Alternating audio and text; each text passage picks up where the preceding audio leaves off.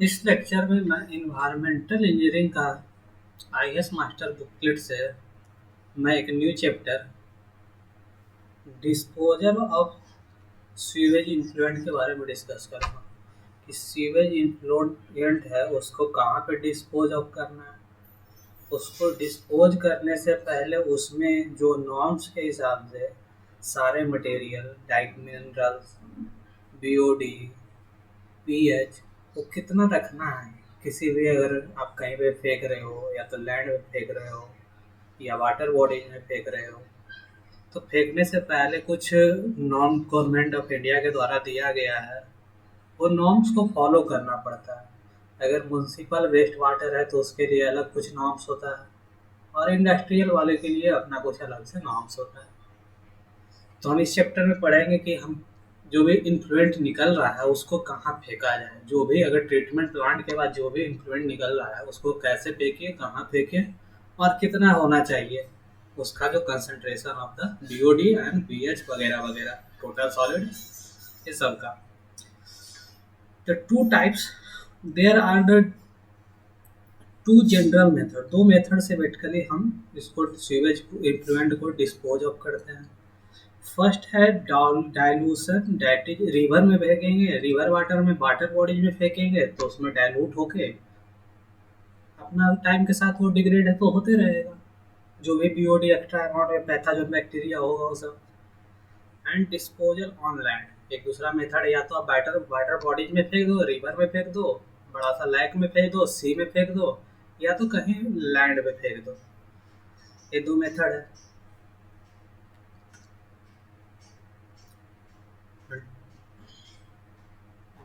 Disposal by dilution.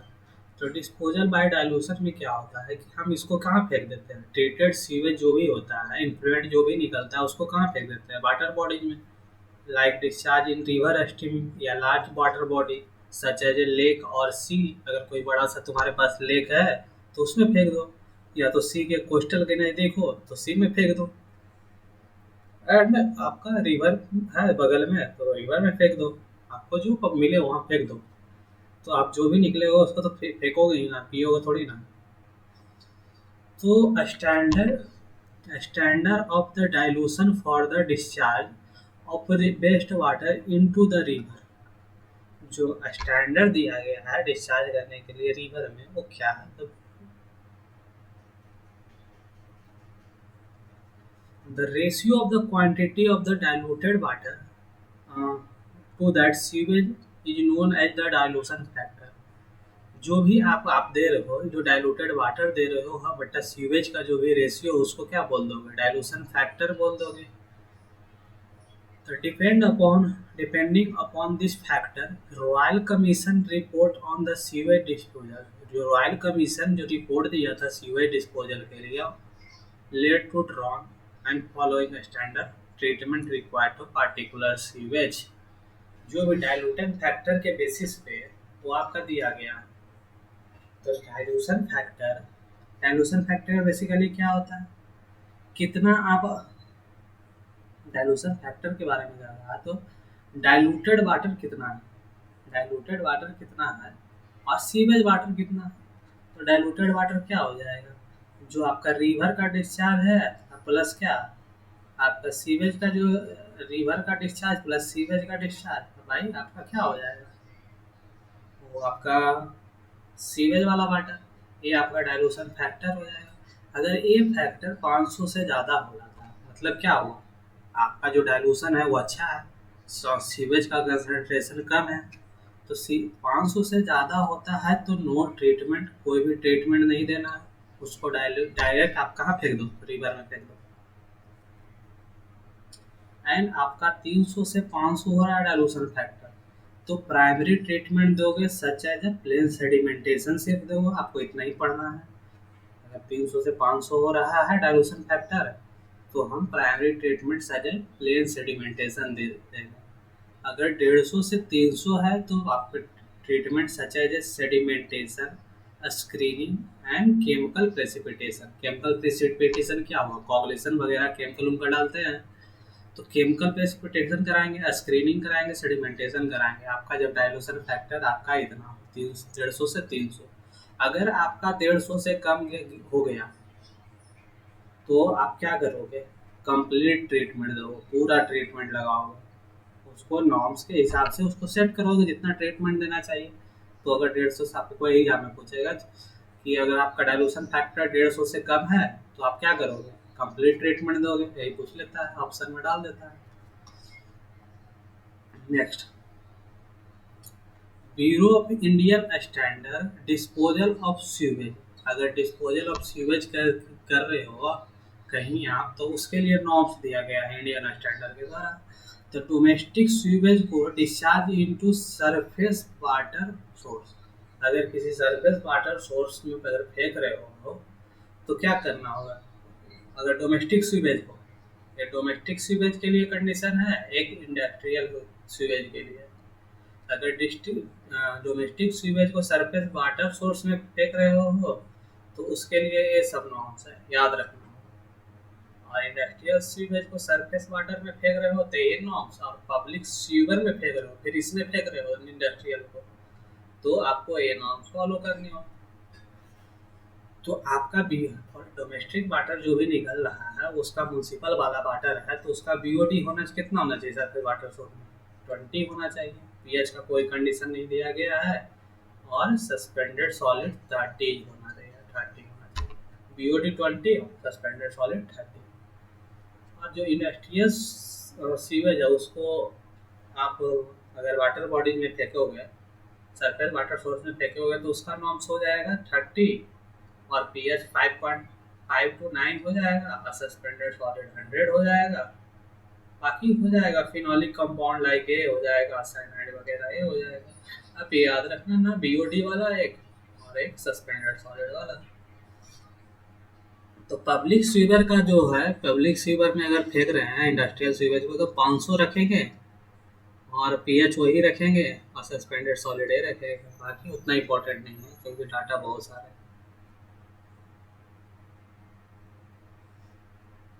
Mechanism of the self purification. Self purification कैसे होगा, जब आप किसी भी वाटर बॉडीज में डाल देते हो, मान लो कि आप रिवर में डाल दिए सीवेज को, तो आप टाइम के साथ वो सेल प्योरिफिकेशन होगा। तो उसमें कौन कौन से मैकेनिज्म होंगे सेल प्योरिफिकेशन के दौरान, तो सारे सच मैकेनिज्म आर। सबसे पहले क्या होगा, अगर रिवर स्ट्रीम में आप सीवेज को डाल रहे हो तो पहले डाइल्यूशन होगा, पहले मिक्सिंग होगा, तो उसको क्या बोलते हैं, डाइल्यूशन एंड डिपोजिशन। हाँ, उसके बाद क्या होगा, अगर रिवर स्ट्रीम था उसमें डाल दिया वाटर सीवेज वाला, तो क्या होगा, पहले डाइल्यूशन होगा, मिक्सिंग होगा, उसके बाद क्या होगा, धीरे धीरे सेटल डाउन होगा तो सेडिमेंटेशन होगा। उसके बाद क्या होगा, सनलाइट आएगा उसमें, तो सनलाइट आएगा तो एल्गी वगैरह क्या करेगा, ऑक्सीडाइज करेगा, बैक्टीरियल ऑक्सीडेशन होगा। उसके बाद क्या होगा, रिडक्शन होगा। ये सीक्वेंस आप याद कर लेना, यहाँ से क्वेश्चन पूछता है कि सीक्वेंस क्या होता है सेल प्योरिफिकेशन का मैकेनिज्म का, तो क्या होता है सीक्वेंस। तो पहले डाइल्यूशन, उसके बाद सेडिमेंटेशन, उसके बाद सनलाइट आएगा तो बायोलॉजिकल एक्शन होगा, तो बायोलॉजिकल ऑक्सीडेशन होगा। पहले ऊपर में ऑक्सीडेशन होगा तो नीचे में क्या होगा, एनारोबिक होगा एक्शन, इनएब्सेंस तो उसको रिडक्शन बोलेंगे, क्योंकि बॉटम तक तो आपका ऑक्सीजन मिल नहीं पाएगा, तो नीचे वाला में क्या होगा, रिडक्शन होगा। ऊपर एल्गी वगैरह रहेगा, ऊपर एरिएशन होते रहेगा रेगुलरली, तो आपका ऊपर में क्या हो जाएगा, बायोलॉजिकल ऑक्सीडेशन हो जाएगा। ये सब dilution, dilution to reduce the nuisance due to the sewage, not self purification method. Dilution कोई सेल प्योरिफिकेशन का मेथड नहीं हो। अगर मान लो कि आपके पास पॉइजन है, पॉइजन है तो उसको क्या कर रहे हैं, अगर 1 मिलीग्राम आप 500 ग्राम को, 500 ग्राम पॉइजन को किसी एक आदमी को पिला दो तो तुरंत मर जाएगा। अगर 500 ग्राम को 2-4 हज़ार लीटर पानी में मिक्स करके बहुत सारे आदमी को पिला दो तो मरने का चांस कम रहेगा। वही है, डाइल्यूशन होने से उसका जो है कि इफेक्ट कम जाता है, इसीलिए कहता है कि डाइल्यूशन न्यूसेंस पोटेंशियल को घटाता है, तो ट्रीटमेंट का कोई मेथड नहीं है। ऐसा लिखता है बट एग्जाम में कोई पूछा नहीं गया है, बट इम्पोर्टेंट थी। तो डाइल्यूशन को कंसंट्रेशन निकालने के लिए बोलेगा तो हम ये वेटेज मेथड होता है, जो बहुत सारे वेटेज निकालते आए हैं, वेटेज मेथड आप जानते ही होंगे। तो कंसंट्रेशन ऑफ द जो सॉलिड है, बीओडी है, जो भी है, इनटू सीवेज का डिस्चार्ज प्लस रिवर का कंसंट्रेशन जो भी होगा इनटू रिवर का डिस्चार्ज बाई टोटल डिस्चार्ज, दोनों को ऐड करके। ये सिंपल बने, यहाँ से भी क्वेश्चन बन जाते हैं छोटे छोटे। जो फार्मूला है यहाँ पर से टेम्परेचर भी निकाल सकते हो, बीओडी भी निकाल सकते हो, डिजॉल्व ऑक्सीजन भी निकाल सकते हो। अगर कंसंट्रेशन की जगह पे क्या रख सकते हो, टेम्परेचर रख सकते हो, बीओडी रख सकते हो, बीओडी रख सकते हो, और क्या रख सकते हो, डिजॉल्व ऑक्सीजन को रख सकते हो। ये तीनों को निकाल सकते हो डिस्चार्ज के कंपेयर करके वेटेज मेथड से। इसको वेटेज एवरेज मेथड बोलता है बेसिकली। सेडिमेंटेशन, तो मैं बता चुका हूँ सेडिमेंटेशन क्या होता है। तो sedimentation of the suspended solid, जो भी हम डालेंगे तो उसमें सस्पेंडेड होगा, कुछ मैटर होगा, इनऑर्गेनिक है या ऑर्गेनिक मैटर होगा। तो धीरे धीरे क्या होगा, सॉटल डाउन हो जाएगा बॉटम ऑफ द रिवर में due to the course and stabilize. Thus, the river having no suspended solid can be purification method. What can be primarily settle organic solid at the bottom and stabilize by anaerobic. Already discuss कर चुके हैं कि जो भी settle हो जाएगा सबसे bottom में उसको क्या एनारोबिक होगा, ऊपर वाला लेयर में एरोबिक होगा। वही बातें कर रहे हैं। सनलाइट से क्या होगा मैं बता चुका हूँ, एल्गी आएगा, फोटोसिंथेसिस करेगा, ऑक्सीजन रिलीज करेगा, और क्या करेगा, ऑक्सीजन हेल्प क्या करेगा, बैक्टीरिया को करेगा हेल्प, तो ऑर्गेनिक मैटर को डिकम्पोज करने में। स्टेबल एंड प्रोडक्ट होगा, जो एरोबिक रिएक्शन वाला होता है वो क्या होता है, स्टेबल एंड प्रोडक्ट। पहले वाला लेक्चर में मैं बात कर चुका हूँ। ऑक्सीडेशन में क्या होगा, basically oxidation of organic matter due to oxygen mix in the river. Oxygen in the river due to the photosynthesis की वजह से आएगा। एटमॉस्फेरिक जो टर्बुलेंस होगा रिवर में उससे भी कुछ मिक्स होगा, तो mix in the river. This is the basic thing. Oxidation किस मेथड से हो सकता है, ऑक्सीजन कैसे कैसे ऐड हो सकता है, वो सब बातें लिखे हुए हैं। मैंने पिछले लेक्चर में ये सब चीज़ें बहुत बता चुका हूँ। रिडक्शन क्या होगा, hydrolysis of the organic matter settle at the bottom either chemical और बायोलॉजिकल। केमिकल और बायोलॉजिकल मेथड से हाइड्रोलाइसिस होगा ऑर्गेनिक मैटर का। Matter are stabilize, the process is reduction process. Hydrolysis of the organic matter settle in the bottom chemical or biologically organic matter stabilize, the process is the reduction. जो भी hydrolysis होगा जो bottom में settle कर गया है chemically और आपका बायोलॉजिकली, जो भी होगा स्टेबलाइज, उसको क्या बोल देंगे आप, रिडक्शन बोल दोगे। रिडक्शन में क्या होता है, बेसिकली एनारोबिक बैक्टीरिया होता है बॉटम में, help to splitting the complex mix organic matter to simple compound on दो गैसेस में रिलीज कर देगा। एनारोबिक बैक्टीरिया क्या करेगा, उसको क्या करेगा, जो भी कॉम्प्लेक्स ऑर्गेनिक मैटर होगा उसको तोड़ के क्या करेगा, सिंपल कंपाउंड और गैसेस में रिलीज कर देगा। उसको मीथेन में तोड़ देगा, कार्बन डाइऑक्साइड में तोड़ देगा, H2S बना देगा, ये सब कर देगा ऑर्गेनिक मैटर का anaerobic bacteria. The compound contact with the oxygen during the mixing of the river hence will be stabilized eventually. ये सब करते हैं।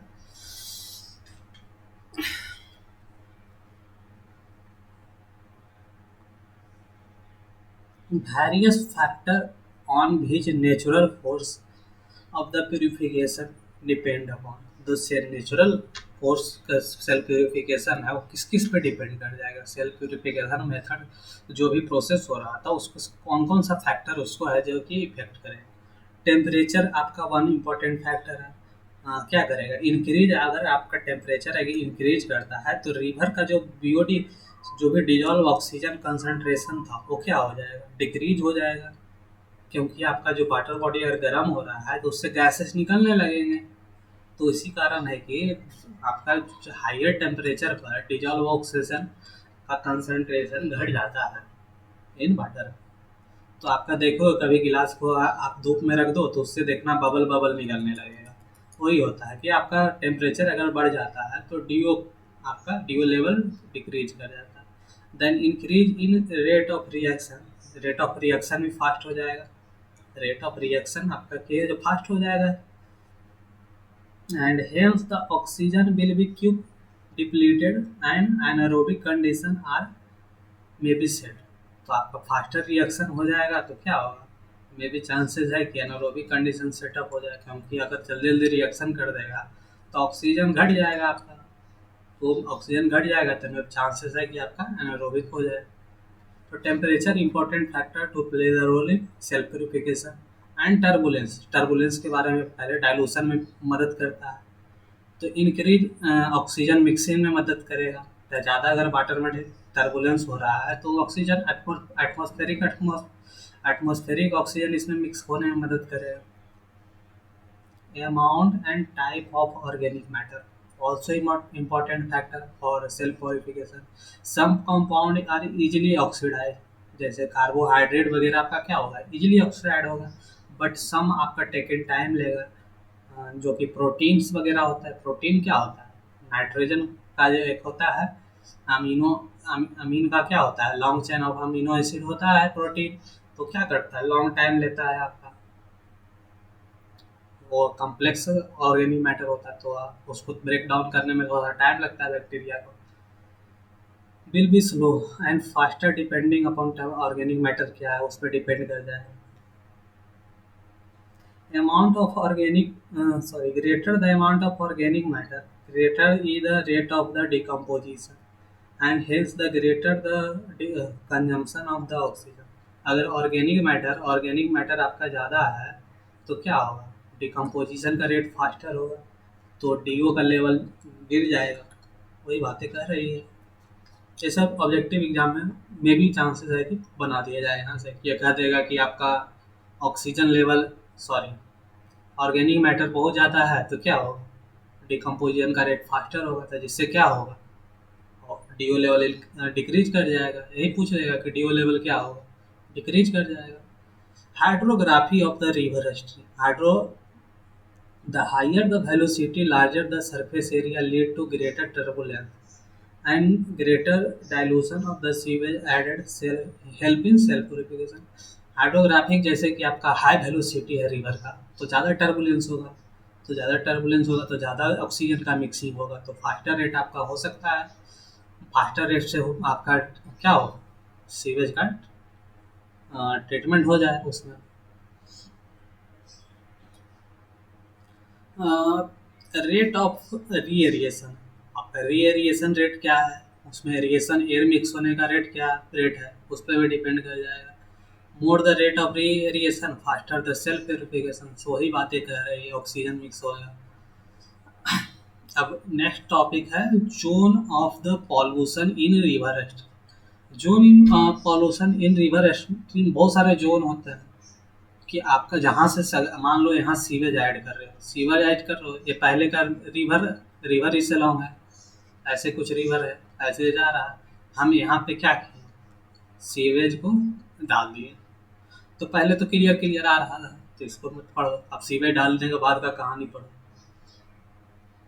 तो सीवेज डालोगे तो क्या होगा, पहले यहाँ पे सीवेज डालोगे तो बैक्टीरियल एक्टिविटी चालू हो जाएगा, तो क्या करेगा, डीओ का कंसंट्रेशन गिरने लगेगा, ऑर्गेनिक मैटर को खाएगा और डीओ का ऑक्सीजन लेवल गिरने लगेगा। जोन ऑफ डिग्रेडेशन में आपका जितना डीओ सेचुरेशन लेवल का आपका 40% तक गिर जाता है, समझे। उसके बाद आपका नेक्स्ट जोन आता है एक्टिव डिकम्पोजिशन। एक्टिव डिकम्पोजिशन में आपका डीओ यहाँ पे क्या होता है, जब तक 40% लेवल तक गिर जाता है तो उसमें एल्गी मर जाता है, बट फिश आर सर्वाइव करते रहता है। बट एक्टिव डिकम्पोजिशन के केस में क्या होता है कि डीओ आपका 0 तक चला जाता है, डीओ 0% तक पहुंच जाता है। तो आपका 40% से 0 जाएगा और फिर 40% तक आ जाता है। इसको एक्टिव डिकम्पोजिशन जोन को कहा जाता है, जोन ऑफ एक्टिव डिकम्पोजिशन।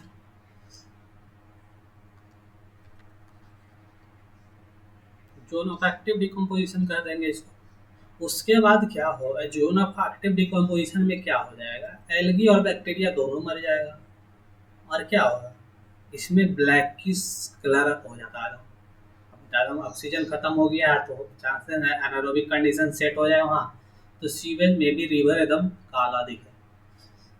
उसके बाद क्या होगा, फिर धीरे धीरे क्या होगा, ऑर्गेनिक मैटर खत्म होगा, तो फिर आपका जो एरिएशन हो रहा था सेल एरिएशन होने से ऑक्सीजन लेवल फिर धीरे धीरे बढ़ने लगेगा, तो इसे जोन ऑफ रिकवरी कहेंगे। और देन आपका जोन ऑफ क्लियर वाटर, फिर धीरे धीरे आपका क्लियर वाटर में चला जाएगा। बट क्लियर हो जाने के भी बाद इसमें कोई ऑर्गेनिक मैटर तो खत्म हो गया लगभग, बट सम पैथाजोन आर रिमेन्स रह जाता है, कुछ पैथाजोन रह ही जाएगा, पैथाजोनिक बैक्टीरिया। तो हम वन बाय वन पढ़ते हैं। इसमें आपका सीक्वेंस पूछ लेता है कि zone of the pollution in river stream में कौन कौन सा सीक्वेंस होता है। तो पहले जोन ऑफ डिग्रेडेशन होगा, उसके बाद एक्टिव डिकम्पोजिशन होगा, उसके बाद क्या होगा, जोन ऑफ रिकवरी होगा, लास्ट में क्या होगा, फिर से क्लियर हो जाएगा वाटर। वन बाय वन देखते हैं जोन ऑफ डिग्रेडेशन क्या होता है। If the pond up to the certain distance of the downstream of the river, the point of the sewage discharge into the river, certain distance तक found होता है। इसमें क्या होता है, एल्गी डाई कर जाता है, पॉपुलेशन ऑफ द फिश होता है जो डिक्रीजिंग स्टार्ट हो जाता है, but some fishes are existing. आपका water become darker and turbid होने लगता है इस जोन में, and DO reduce up to 40% of the saturation level तक डीओ आपका डिजॉल्व ऑक्सीजन गिर जाता है इसमें। Next one the active decomposition, इसमें क्या हो जाता है, उससे भी टर्बाइड हो जाता है, हैवी पॉल्यूटेड जोन हो जाता है। ये पूछता है एग्जाम में, हैवी पॉल्यूटेड जोन किसमें होता है, एक्टिव डिकम्पोजिशन में। जोन ऑफ एक्टिव डिकम्पोजिशन में heavy polluted zone, important question है। इसमें क्या होगा, becomes darker zone and zone of the degradation, इसको बोल। देन आपका जोन ऑफ द डिग्रेडेशन था, उससे भी डार्कर हो जाता है zone of active decomposition. DO इसमें फॉल अप टू 0% तक चला जाता है। फिश आर डिसअपेयर हो जाता है, फिश डिसअपेयर हो जाता है। At the upper ends aerobic bacteria are replace by anaerobic bacteria will be replace the aerobic bacteria. अब डीओ तो 0 तक चला गया डिजॉल्व ऑक्सीजन, तो क्या होगा, एरोबिक बैक्टीरिया को रिप्लेस कर देगा anaerobic bacteria. The hence anaerobic condition are set up, तो आपका जो एनारोबिक कंडीशन होगा, तो जैसे ही एनारोबिक वाला गैस निकलने लगेगा, CO2 मेथेन निकलने लगेगा, हाइड्रोजन का सल्फाइड निकलने लगेगा, हरिन वॉल, the scum form of the surface पे स्कम साइड फॉर्म हो जाएगा। In zone of the DO concentration, जब आपका एक्टिव जब डिकम्पोजिशन का एंड जोन होगा, तो वहाँ पे क्या होता है, 40% तक फिर से रीच हो जाता है, सेचुरेशन लेवल का 40% तक फिर रीच हो जाता है ऑक्सीजन लेवल एंड जोन तक। नेक्स्ट है जोन ऑफ रिकवरी। इसमें क्या होता है, फूड वगैरह लगभग खत्म हो चुका है, तो फिर से धीरे धीरे आपका ऑक्सीजन का लेवल रिकवर होने लगेगा। तो रेट ऑफ ऑक्सीजन कंजम्पशन इसमें क्या हो जाता है, कम जाता है। Rate of the infusion, rate of the इसमें मिक्सिंग होने का रेट ज़्यादा होता है जोन ऑफ रिकवरी में, तो क्या होता है, डीओ का लेवल बढ़ने लगेगा। तो बीओडी कंसंट्रेशन डिक्रीज हो जाएगा, तो जिससे क्या होगा, आपका कंजम्पशन ऑफ O2 डिक्रीज हो जाएगा, कंजम्पशन ऑफ O2 डिक्रीज हो जाएगा। अब बीओडी रहेगा तब ना बैक्टीरिया यूटिलाइज करके इसको खाएगा बीओडी को।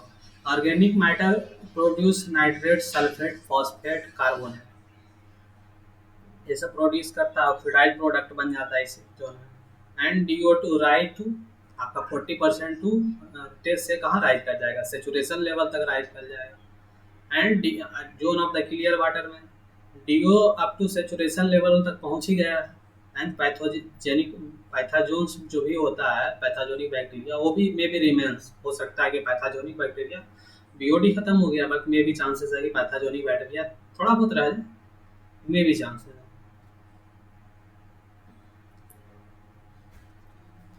Oxygen deficit of the polluted river,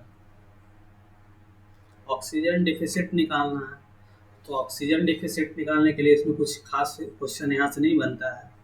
वो ऑक्सीजन डिफिसिट कैसे निकलेगा, ऑक्सीजन डिफिसिट निकलता है आपका यहाँ से, ऑक्सीजन डिफिसिट सेचुरेशन लेवल में कितना डीओ था और एक्चुअल में भी डीओ कितना है रिवर में, तो आप दोनों को घटा लोगे, तो वहाँ से ऑक्सीजन कितना घटा है वो निकाल देगा। सिंपल बात है, इसमें कुछ ज़्यादा मत लगाने वाली नहीं चीज़ें हैं।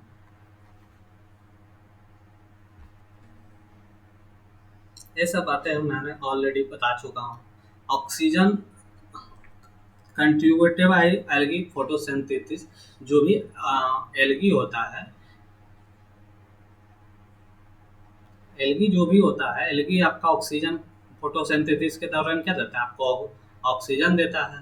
तो ऑक्सीजन जो भी देगा, एल्गी फोटोसिंथेसिस है भी neglected because algae produce oxygen during the daytime but consume at the night time.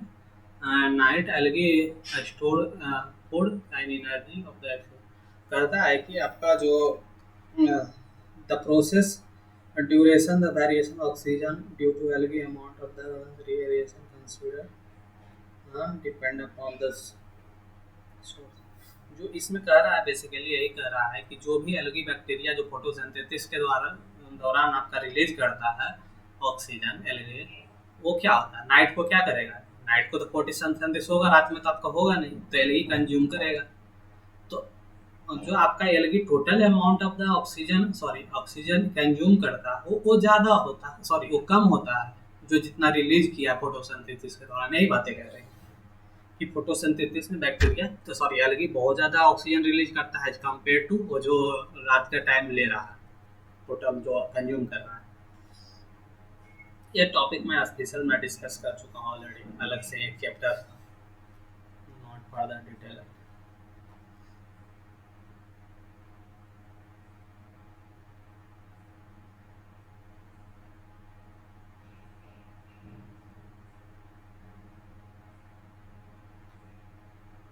ये वाला टॉपिक इम्पोर्टेंट हो जाता है, ऑक्सीडेशन, ऑक्सीजन का साइकिल, ऑक्सीजन साइकिल।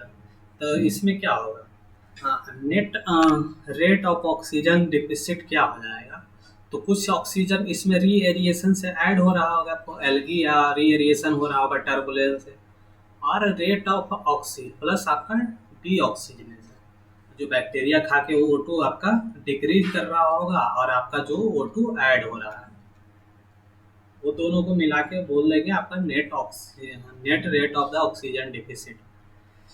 तो यहाँ से आपका डिफिसिट मैक्सिमम कहाँ पे हो, तो rate of reaeration is equal to rate of deoxygenation. जहाँ पे री एरिएशन और डी ऑक्सीजनेशन जहाँ पे सेम हो जाए वहाँ पे मैक्सिमम डिफिसिट होगा।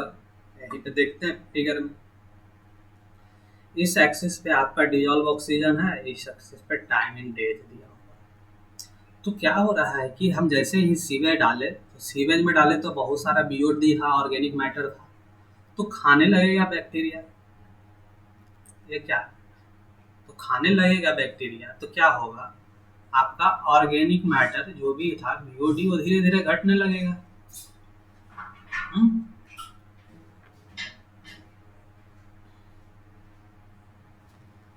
और ऑक्सीजन तो आपका क्या होगा, एडिशन टाइम के साथ बढ़ते जाएगा। तो जहाँ पे दोनों बराबर हो जाएगा वहाँ पे डिफिसिट मैक्सिमम होगा, समझे, यही बोल दिया है। इससे कोई इसको क्या बोलते हैं, दोनों को मिला के ग्राफ अगर बनाते हैं तो ये हो गया आपका ऑक्सीजन डिफिसिट कर्व, इसको बोल देते हैं दोनों को मिला के। ये क्या हो गया, कॉम्युलेटिव ऑक्सीजन डिप्लीशन, ये क्या हो गया, ऑक्सीजन डिप्लीट हो रहा है इस रेट से। तो यहाँ पे बोल रही है हम कि बीओडी आपका डिक्रीज कर रहा है, तो बीओडी डिक्रीज हो रहा है तो क्या होगा, बीओडी को खाया जा रहा है तो बीओडी धीरे धीरे खत्म होगा।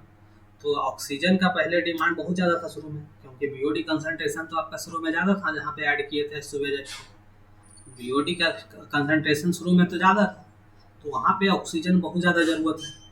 तो वहाँ पे cumulative oxygen depletion slope align है, तो कह रहा है कि शुरू में तो ज़्यादा होगा, उसके बाद धीरे धीरे ऑक्सीजन का डिमांड, ऑर्गेनिक मैटर कमता जाएगा तो ऑक्सीजन का डिमांड घटता जाएगा।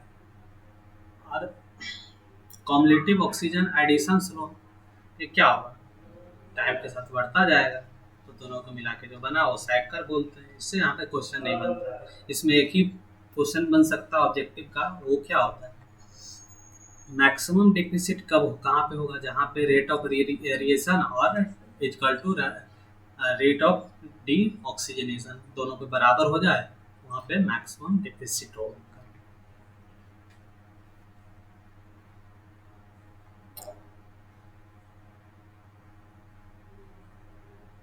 और एक और पूछता है यहाँ से question, net rate of the oxygen deficit क्या होता है? तो रेट ऑफ रीएरिएशन प्लस आपका जो भी ऑक्सीजन का डीऑक्सीजनेशन का जो भी रेट है, दोनों को ऐड करेंगे तो आपका net rate of the oxygen deficit मिलेगा।